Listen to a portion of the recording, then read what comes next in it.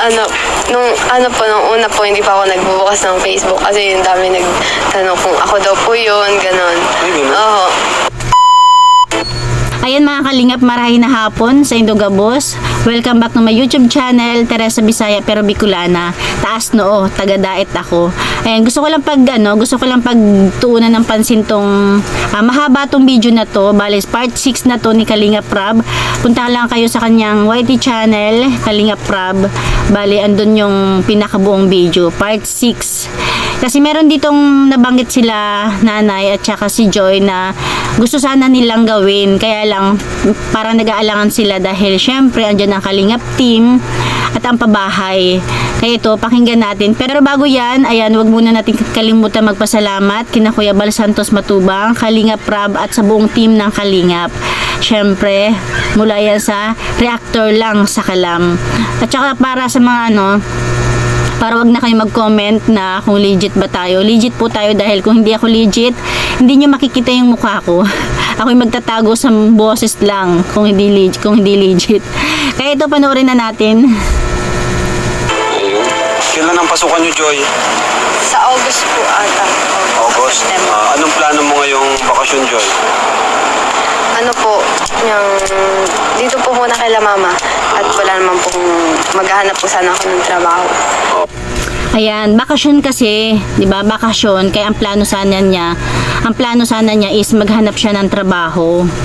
Pero Nagpapanap nga po sana ako sa yung kaibigan ko po, Mapa Manila. Kaso, ayun, Maynila, 'di ba? Medyo mahirap dahil syempre ang Kalingap is balik-balik sa kanila. Kung magtatrabaho siya sa Maynila, magkakaproblema, tsaka baka medyo matagalan pa yung pabahay para sa kanila. Tsaka para dun sa mga viewers ko po na medyo naiinis dahil puro daw ako yaw-yaw. Ganun po kasi talaga, kasi reaction video yung ginagawa natin, hindi lang ako nag-re-upload. Kasi bawal na bawal po talaga ang re-upload. Kailangan more yaw-yaw. ayun naman po ata ni mama. Huwag na, no? Dito na muna siya kasi habang dito yung Kalingap para Tapos kanina nga ako, supportahan. Ayan, meron din si nanay. kanina nga ako, Supportahan. pinuntahan nga ako kanina. Kinukuha din ako sa diet. Ayan. Kasi bakasyon kasi, kaya siguro marami silang time, lalo na si nanay, bakasyon, diba? Di walang pasok yung bunso niya. Pwede sana siya makapagtrabaho. Kaya lang, dahil andyan nga ang Kalingap, ayan, pakinggan muna natin. Na kasambahay din, 5,000 daw ang isang buwan. Kaya nagpaalam ako sa kanila kasi sabi ko, naandyan man sila ate ninyo, kaya man na nila at may kasama man na sila. Sabi, ayaw naman nila niya akong payagan. Sabi niya, mama, huwag ka nang umalis at nakupra ka naman mama, hindi meron ka ring income.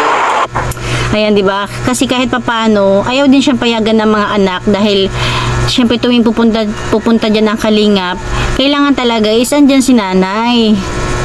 Dito na muna kayo, Nay. Kasi habang dito pa naman Kalingap, papabahayan kayo. So, Tama. Kaya dyan na lang muna kayo, nay. Stay muna kayo dyan hanggat mapabahayan kayo. Syempre, pag napabahayan na kayo, doon na kayo magplano ng mga pagkakakitaan, trabaho, kasi kailangan is tuloy-tuloy pa rin naman yung buhay. Pero hanggat wala pa sana yung pabahay, magsama-sama muna sila, di ba? At saka, sana lalong i-bless si Kalingap Rab. Kaya wag niyong kalimutan na puntahan si Kalingap Rab. Wag niyong skip yung kanya mga ads para makasabay na sila nanay sa pagpapagawa ng bahay. Kasi ang alam ko, meron pang naka-line up na 2. Pangatlo sila nanay sana, di ba? Kaya sana is more blessings para kina Kalingap Rab, Kuya Bal Santos Matubang at sa buong team ng Kalingap. habang para kapag bumibisita kami, andito po kayo. Alay mo, ito, maging vlogger na. Wow, narinig niyo ba yun? Yun talaga, yun yung gusto kong pagtuunan talaga ng pansin. Kaya lang, parang ano lang, ang iksi lang. Parang dumaan lang sa usapan nila. Hindi talaga nila napagtuunan ng pansin. Pero sana, medyo bigyan pansin to ni Kalingap Rab. Medyo mahaba-habaan yung topic about sa pagiging vlogger na sana raw. Sabi ni Kalingap Rab, malay mo maging vlogger na si Joy. Ayan, ulitin natin. Alay mo, ito, maging vlogger na. May bahay na. Sanay ka ba sa camera? Ano? Joy? Hindi po. Hindi ka sanay? Yun nga lang, yun yung problema. Pero, alam nyo ba, lahat naman naging vlogger, hindi lahat yan is sanay. Ako nga dati ayaw kong humarap sa camera, nahihiya ako magsalita dahil napapangitan ako sa boses ko, pero kinapalan ko na lang yung mukha ko, di ba? Kaya sana si Joy, sana bigyang pansin ito uli ni Kalinga Prab. Ay, Hindi pa. di ka rin sanay sa ano? Opo. Sa... Ngayon ka lang talaga yung Opo. na-expo. Tapos nakikita ng iba. Anong pakiramdam mo no, na ngayon, dati private lang yung buhay mo, pero ngayon, ano? Nung una po, hindi pa ako nagbubukas ng Facebook kasi yung dami nagtanong kung ako daw po yun. Ganun. Nakakatawa. Siyempre nga naman, di ba? Siyempre, halimbawa ako kakilala ko si Joy. Malamang yung mga kakilala ni Joy, mga classmate, mga kaibigan, hindi rin makapaniwala, di ba? Pero siyempre, lahat halos dyan is masaya para kay Joy kasi naging mabuti namang tao sila Joy sa ibang tao. Kaya maraming natutuwa para sa kanila. Tapos, ayan nga, marami daw nag-PPM sa kanila kung siya daw ba talaga yun. Kasi di ba akalain nyo yun, nasa sira-sirang bahay. Ngayon is diwata na ng sira-sirang bahay na viral na viral. Noon. Ay, ganun. Oo.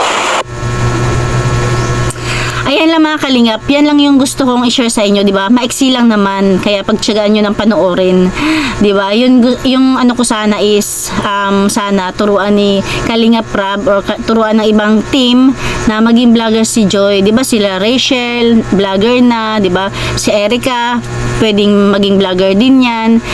Sana si Joy turuan din ng Kalingap team, 'di ba? Para kahit papaano is magkaroon na rin sila ng source of income, 'di ba? Sigurado patok na patok 'yan si Joy. Talaga namang napansin niyo ba na talagang mabilis or talagang napamahal siya sa mga tao, 'di ba? Kaya yan lang naman yung kunting share ko. Sabi nga lagi ni Kalinga Prab, Jesus loves you. Yun lang po and God bless you all.